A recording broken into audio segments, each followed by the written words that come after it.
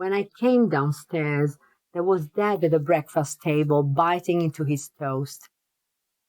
"They good, Doug?" he said, as if he had been here all the time and hadn't been gone for 3 months. "All right," I said. "Toast?" He pressed a button, and the breakfast table made me 4 pieces, golden brown. I remember my father that afternoon, digging and digging in the garden like an animal after something, it seemed. There he was, with his long dark arms moving swiftly, planting, tamping, fixing, cutting, pruning, his dark face always down to the soil, his eyes always down to what he was doing, never up to the sky, never looking at me, even, or mother, unless we knelt with him to feel the earth soak up through the overalls at our knees, to put our hands into the black dirt and not look at the bright, crazy sky. Then he would glance to either side, to mother or me, and give us a gentle wink and go on, bend down, face down, the sky staring at his back.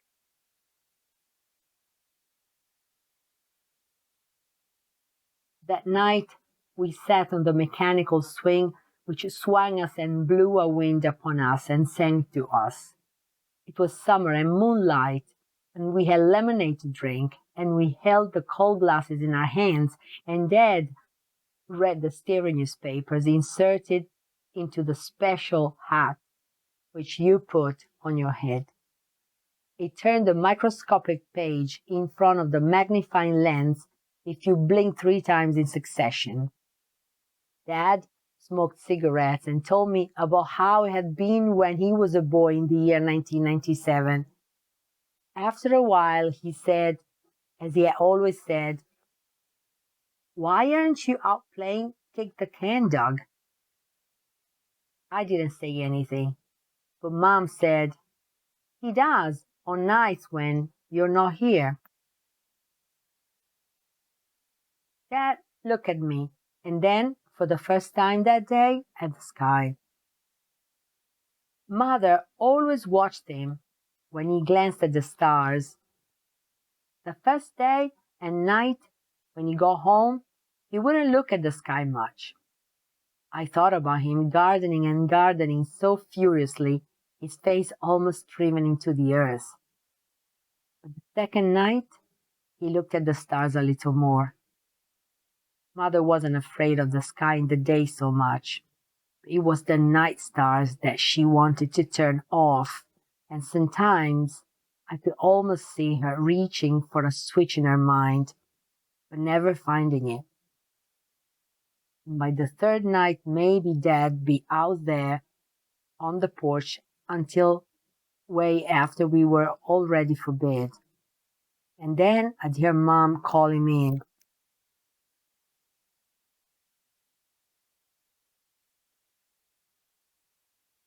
Almost like she called me from the street at times. And then I would hear Dad fitting the electric eye door lock in place with a sigh. And the next morning at breakfast, I'd glance down and see his little black case near his feet as he buttered his toast, and Mother slept late. "Well, be seeing you, Doug," he'd say, and we'd shake hands. "In about 3 months?" "Right." And he'd walk away down the street, not taking a helicopter or beetle or bus, just walking with his uniform hidden in his small underarm case. He didn't want anyone to think he was vain about being a rocket man. Mother would come out to eat breakfast, 1 piece of dry toast, about an hour later. But now it was tonight.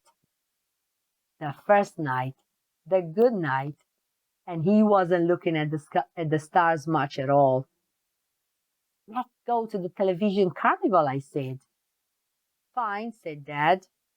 Mother smiled at me, and we rushed off to town in a helicopter and took Dad through 1,000 exhibits, to keep his face and head down with us and not looking anywhere else. And as we laughed at the funny things and looked serious at the serious ones, I thought, my father goes to Saturn and Neptune and Pluto, but he never brings me presents. Other boys whose fathers go into space bring back bits of ore from Callisto and hunks of black meteor or blue sand, but I have to get my own collection, trading from other boys, the Martian rocks and Mercurian sands, which filled my room, but about which Dad would never comment. On occasion, I remembered, he brought something for Mother.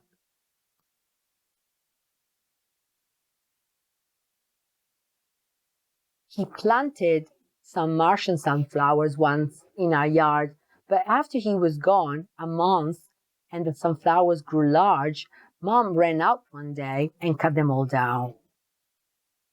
Without thinking, we paused at one of the three-dimensional exhibits. I asked Dad the question I always ask. What's it like out in space? Mother shot me a frightened glance. It was too late. Dad stood there for a full half-minute trying to find an answer. Then he shrugged. It's the best thing in a lifetime of best things. Then he caught himself. Oh, it's really nothing at all. Routine. You wouldn't like it. He looked at me apprehensively. But you always go back. Habit? Where are you going next? I haven't decided yet. I'll think it over. He always thought it over. In those days, rocket pilots were rare, and he could pick and choose, work when he liked. On the third night of his homecoming, you could see him picking and choosing among the stars. Come on, said Mother, let's go home. It was still early when we got home. I wanted Dad to put on his uniform. I shouldn't have asked. It always made Mother unhappy. But I could not help myself. I kept at him, though he always refused. I had never seen him in it. And at last he said, all right. We waited in the parlor while he went upstairs in the air flew. Mother looked at me dully, as if she couldn't believe that her own son could do this to her. I glanced away. I'm sorry, I said. You're not helping at all, she said. There was a whisper in the air flue a moment later. Here I am, said Dad quietly. We looked at him in his uniform. It was glossy black with silver buttons and silver rims to the heels of the black boots, and it looked as if someone had cut the arms and legs and body from a dark nebula with little faint stars glowing through it. It fitted as close as a glove fits to a slender, long hand, and it smelled like cool air and metal and space. It smelled of fire and time. Father stood, smiling awkwardly, in the center of the room. Turn around, said Mother. Her eyes were remote, looking at him. When he was gone, she never talked of him, never said anything about anything but the weather or the condition of my neck and the need of a washcloth for it, or the fact that she didn't sleep nights. Once she said the light was too strong at night. But there's no moon this week, I said. There's starlight, she said. I went to the store and bought her some darker, greener shades.